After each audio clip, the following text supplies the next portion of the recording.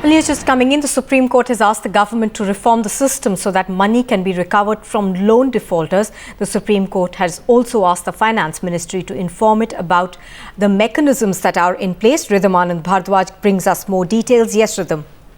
That's right, Nupur. In fact, the Supreme Court said if your system was perfect, you would not have had such a huge pile of write-offs by public banks. At another point, the Supreme Court told the government, things are not working, your system lacks something, you must reform it now. The Supreme Court finally asking the Finance Ministry to inform it about the mechanisms that are in place for recovery of huge loans. It's also asked the RBI and the Indian Banks Association to respond. The government told the court that some amendments are in the offing. However, the Supreme Court continues saying things are not working, your system lacks something, reform it now.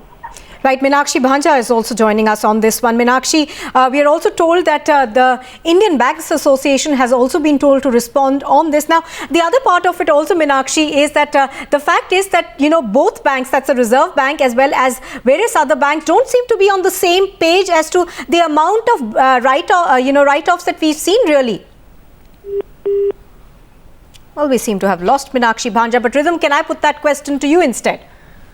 Absolutely, and Nupur, what you are saying is true. It does seem that the banks, like they are saying, amendments need to be made. The government telling the court that there are some amendments that we've made. It's also said bankruptcy code will soon be in place, which is going to be huge. But the Supreme Court's observation is very critical because in this case, the court is clearly saying the system of the government not working. There are reforms that are needed. It's therefore asking the Finance Ministry to inform it about the mechanisms that are already in place for recovery. It's clearly telling the Supreme Court and asking the government to reform the system so that the money can be recovered from loan defaulters. Remember, this is coming even as a very high-pitched hearing in the Vijay Mallya case is expected to start in 20 minutes from now.